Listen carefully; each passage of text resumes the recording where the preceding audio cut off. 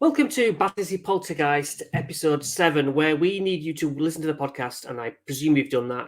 Danny Robbins' podcast, available where you get your podcasts. And hi, Becky. Hello. Hello, this is my sister, and we are going to continue this series. We're almost done, and let's get straight into it then. This episode's called Dead Letters, and letters literally start appearing. First notes, such as, and I'll put it on screen, Shirley, I come, my Shirley. Danny has apparently got hundreds of letters via Chib's box from Donald. What do you think of that straight off? Hundreds of ghost writings. What's your gut feeling? Gut feeling, not real. Not real. Ghostly energy for a start. We using Ouija boards. That's a lot of energy. Can you just imagine? Yeah. I mean, we get excited when we get names through on a Ouija board, and we've put in our energy into the glass. So for it to pick up a pen and write, yeah, hundreds of letters. It's just suspect, isn't it? I mean, Chib got a Christmas card from Donald. Yeah, I mean, come on. Yeah. But on the other hand, would she have gone as far as the next bit of evidence? Shoe polish writing all over the wall of the lounge and stuff. It's hard to know. I want to believe her, when I hear her talking, she sounds really genuine. Yes. I know that when we've been on investigations, people will look at our evidence and be like, well, that's not real. Yep. So unless you're there, I just don't think you can really say for sure. It just does sound too good to be true. It sounds way over the line, as in the work that we do. It's like our dream. They just don't have the energy, no. do they? No, even on the Ouija board, when we're giving them energy, it runs out, and they have to go off and restock it. Donald sounds like the ideal person to have around if you are, if you do what we do. I put it to you, Sam, Ruth, to name but two, who stand out from the crowd, and amaze you. Yeah. So, but Sam has never picked up a glass and thrown it, or he's never written us a letter. No, I wish he would. Yeah, exactly. Yeah. I mean, he's so strong when he comes through on the Ouija board, and he amazes all of us every time with the gauss and everything. But even that for him would be it's unbelievable. Unbelievable. So Chib says he's becoming more powerful. Apparently, this is a progression of poltergeists. Now, on the parents' beds are also painted crosses, but why would it be on the parents' bed? You know what I mean? Yeah, it's all the energy is around Shirley. Yeah, unless she was doing it to scare them. But Donald doesn't have any real beef with them. Also, why a cross? That's more aimed at Ethel, isn't it? She's the religious one. Yeah. But we don't really know who he is or what he is yet, but no, he doesn't strike me as the most religious type. Yeah. Kieran calls bullshit straight away. He does say that the destruction, and many people say that the destruction of the family's house one time they come home is devastating. Yeah. Everything is smashed up and in disarray. But in episode 9, we learn that the television was never touched. And the question is, because everyone loved the TV. Yeah. If Shirley were to smash everything up, she wouldn't do the eye to the world. But I don't think she'd smash. She doesn't seem like the sort of kid who'd smash the house up. Who knows? I know, and it's hard because if it was purely just that sort of thing happening and it wasn't physically affecting Shirley, you could say, well, it's obviously somebody else in the house. That Shirley, and like on the last episode, you have the journalist in the bed with her, seeing it happen before her eyes. That's then more difficult to say it's somebody else. Yeah, then we've got Evelyn here saying somebody would have seen or caught her in the act.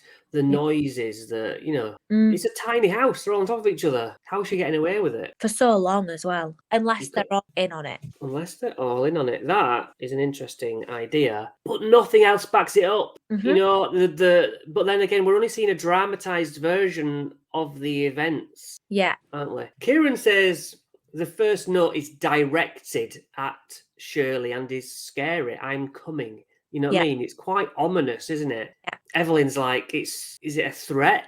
Is it romantic? How does one interpret that? Either way, it's scary, isn't it? It's not, she's a young girl. So even as in a romantic sense, it's not right. No. Chib is devoted to uncovering the truth. He's starting to he's already put a lot of effort into it, sleeping on the kitchen floor and stuff, but now he's like, okay, I'm going to get to the bottom of this. And they do a lot of knocking phenomena using letters and putting your pen over A, nothing, put it over B. That's just how many hours have they devoted to that? Yeah. Looking at the writing then, Chib is seeing what it means. Collie Zibber Drury Lane. And is that Drury Lane? Is that a person you knew? Yes, it knocks. 1720, the year. Chib is with Shirley as it knocks, and actual names are coming through. Shirley and Chib talk about the spirit's frustration that they're just wanting to communicate, which we've had on older investigations where we've got people's houses and it's family trying to get through. Yeah. This family end up getting scared because the activity is so strikingly obvious. But that's just them shouting, saying, "Will you listen?" Yeah, but it can be scary. I'd be scared. Well, it's an invisible force, and that's the scary part of ghosts. You don't know who they are. Exactly. If they turned up and it was your grandma, then you'd be like, "Oh, hiya," but you don't know that that's who you're dealing with. No, which is, I think, where the Ouija board is the best tool, because at least they've got a chance to say who they are. Yeah, definitely. In 1956, trying to corroborate information was very difficult, not like today. Google search. Collie Zibber was at Drury Lane with actors, it turns out, and Donald got that right. Interesting. Interesting, right? I lost in Channel My Life I Knew. I got lost when I drowned. Shirley says, in the English Channel, yes. Coming from France, yes. And then knocks Frere Jacques again. The knocking Frere Jacques, to me, it's just 1, 2, 3, 4. 1, 2. It's Three Blind Mice almost, isn't it? Yeah, pretty much anything. Let's be honest. Yeah. It's just a beat of some kind. Yeah, I do find that a little bit like that's the time when you learn that at school. Oh, it's not one, maybe not. She has already learned it at school. We learned that at school. Yeah. I am originally Louis XVII of France. Evelyn says it almost derails the case, because you can imagine when we get told, why is it always spirits who were like William the Conqueror and Michael Jackson? Why is it always famous people? And it very much does become like, oh, this now doesn't seem real. Yeah, too much, too good to be true. Danny talks about a lost child, and Chib becomes obsessed, as he already was. The spirit, Donald, says that his ship sunk in 1795 and he was 10 years old. John starts getting pissed off now. He's like, what about the Drury Lane actors? That's just like, you're joining the dots. And he's having a go. He's sick of it. It's like it's a Rorschach test where you put up, it's like pareidolia. You look at something and make out of it what you will. Yeah, and not even on purpose, like it's something, I think it's just human nature. Even Kieran's like, he's giving the evidence to himself. He wants to see a pattern and he's following a lead that he's creating, which is, when you get like Ouija board communication, we get those sprinkled words, and we do join the dots, and we have to be very careful, don't we? Definitely. But sometimes you have to do that though, because otherwise the communication, they can't spell out full sentences. No. So, it might only be 2 or 3 words at a time if you're lucky. But we do tend to say, well, which is it? Is it this? Yes, or this? No, no, don't we? We separate it. Yeah. Lily complains that she doesn't see her husband. He's looking for a sheep farm, and she's like, you're obsessed. You're staying up late at night, looking at these maps. It really does overtake his life. Then there are notes found around the house that Donald starts commanding the family about things. The front room becomes called Donald's room. I mean, it's just madness. Yeah. And they're watching TV and he's tapping along to theme tunes. But a lot of people do report that, it's like, oh, don't worry about that. That's just Fred, I just... Or it's just Sam. Think about it like that. That's just Sam. But I can't imagine that even happening with Sam. Yeah. Maybe a couple of footsteps here and there. We've heard his footsteps, or so we think.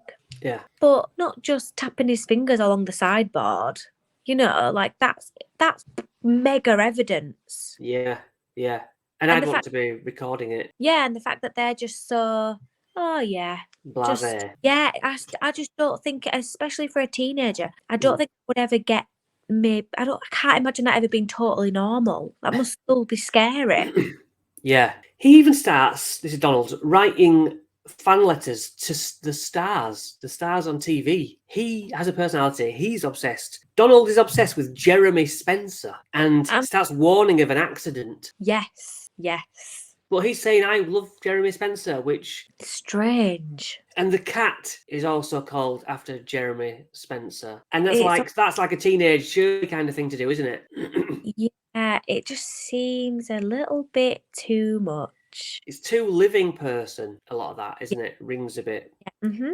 Ethel's the only one who seems to say, this is daft, giving him all this, his own room and naming the cat after one, You're encouraging it. If it's there, you're encouraging the activity. To say that you don't want the activity, you are encouraging that activity. In the end, she gets tipped out of bed, Ethel, because she's the only one saying it's stupid, this. But then how do you fake that, how is... she's the one that's saying this is all rubbish, it's the devil's work and all this. So she's either imagining it, someone tipped her out of bed, or happened. See, she must always be there, Ethel. Even when Shirley's around semi on her own, Ethel's not out and about, is she? She might be upstairs, I don't know. But the violence at Shirley actually getting another job is when the house is absolutely smashed to pieces.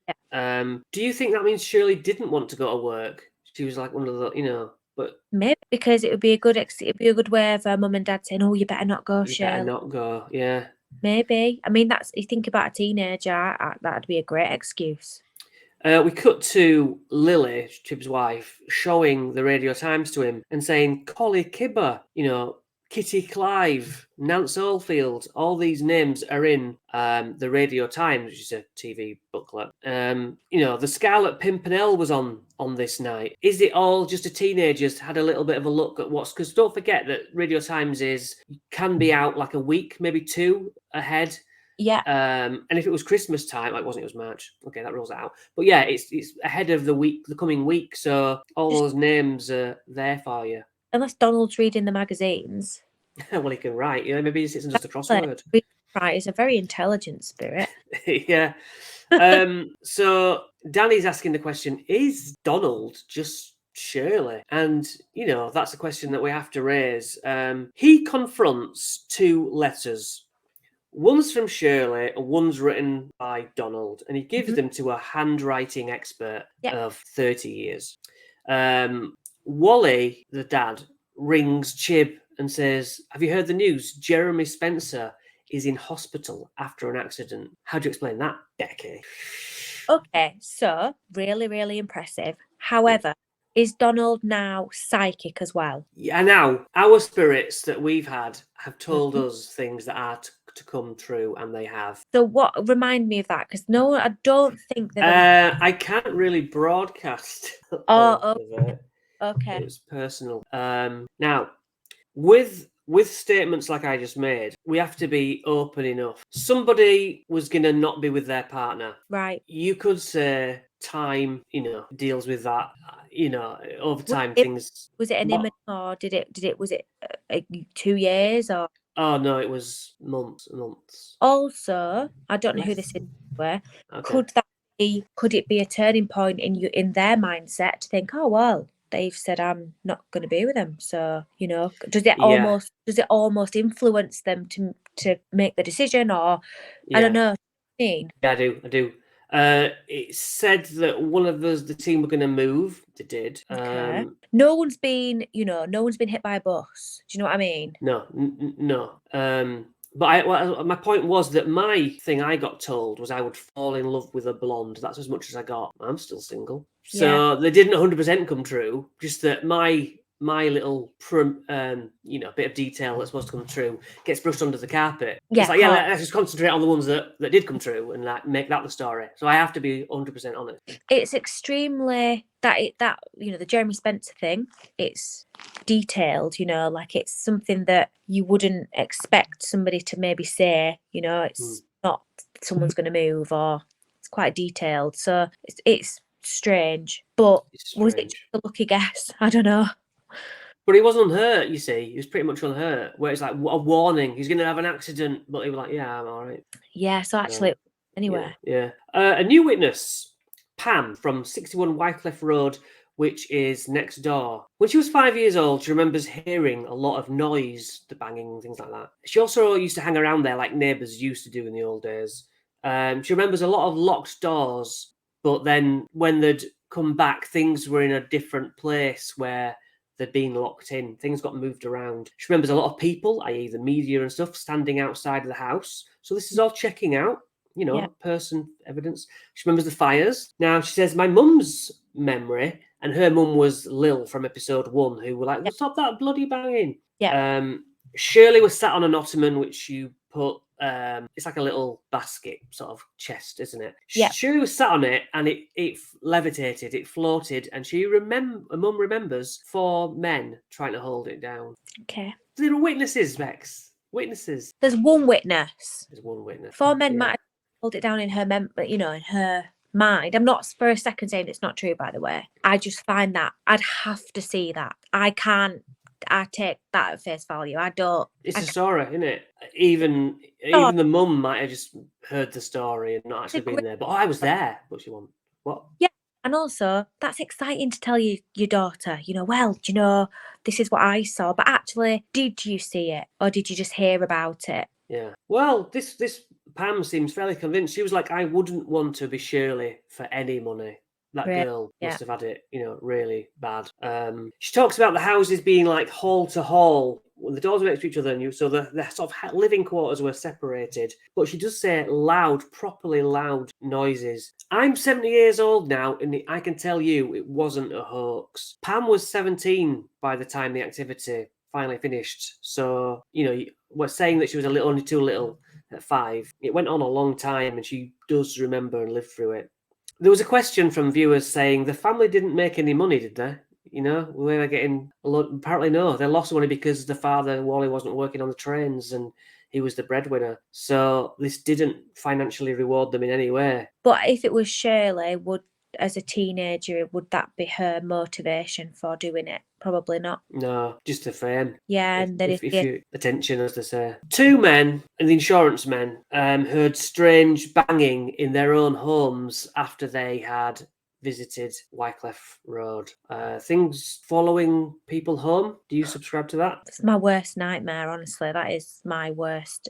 That's my biggest fear when it comes to doing things that, going to locations and things. Yeah. So, we know, I think, I can say I'm pretty certain that can happen. Yeah, we've seen it. Yeah, I'd say it's happened to me.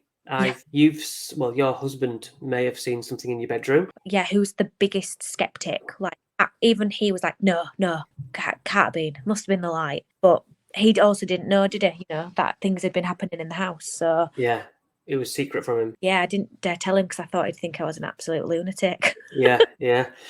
Okay, so Deborah Cadbury, she wrote a book called The Lost King and said that Louis Charles was the youngest of Marie Antoinette and Louis XVI. And I just thought, again, with the big names, that just shows who this spirit is supposed to be, is a massive person, royal. To me, it's like when we get I am Lucifer on it's like, really? Are you though? Yeah. Yeah, come off it. Yeah. Anyway, the history is this little lad became king at 8, and in 1793 was taken from his mother in the French Revolution, put in solitary confinement, and even said, I want to die. I'm here in this cell. I'd rather be dead, to be honest. And a doctor came and found eventually this kid was fine.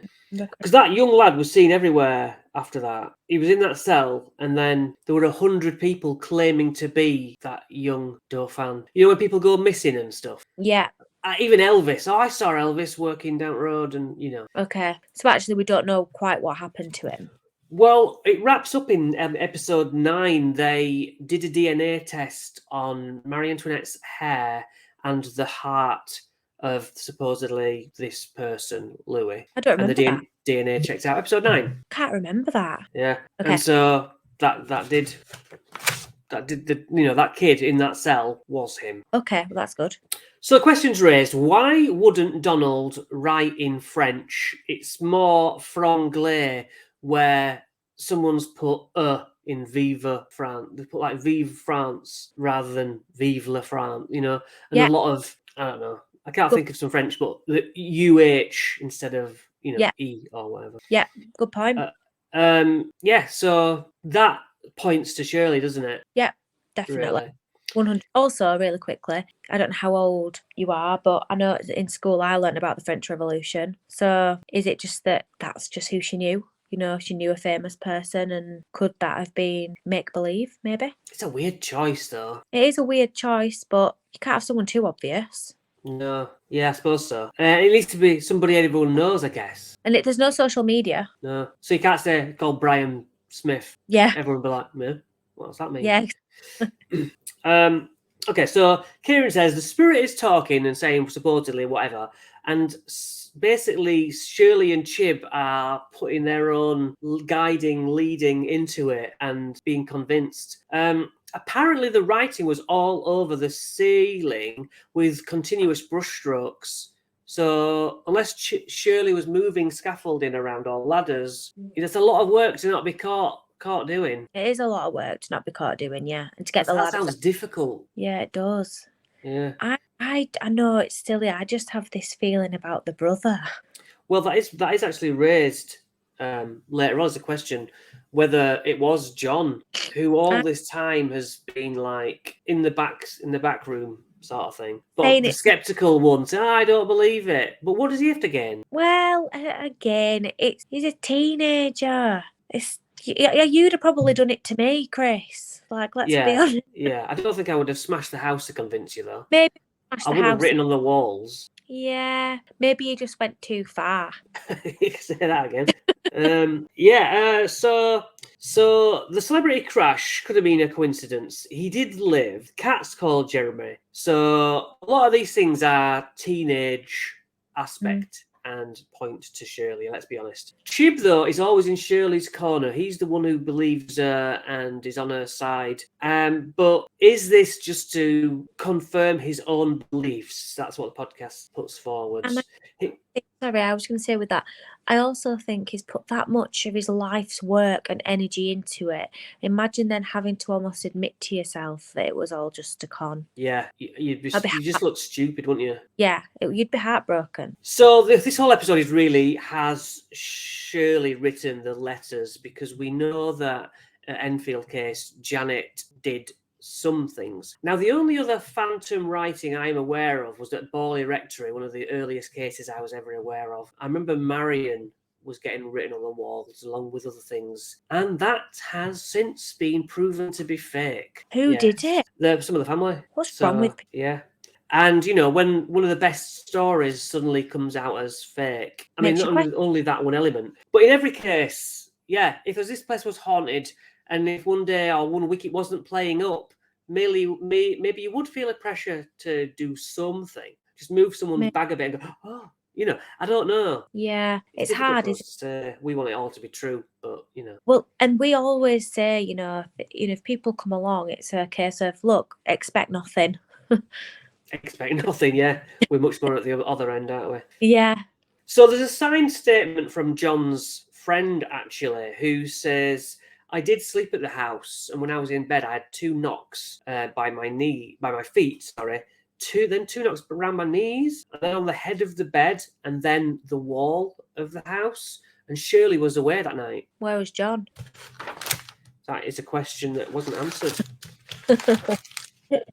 So ultimately, what's your gut feeling on these letters? Still bullshit? Yeah, bullshit. Yeah. Sorry, I really like. Yeah. Well, I have pictures of the scrawlings. I'll put them in this video. I'm afraid my gut feeling is no. It's all too teenage for me. Too obvious. Too much. Too good to be true. Yeah. Well, thank you for joining me, Becky. No worries. Thank you. And I'll see everyone in the final episode.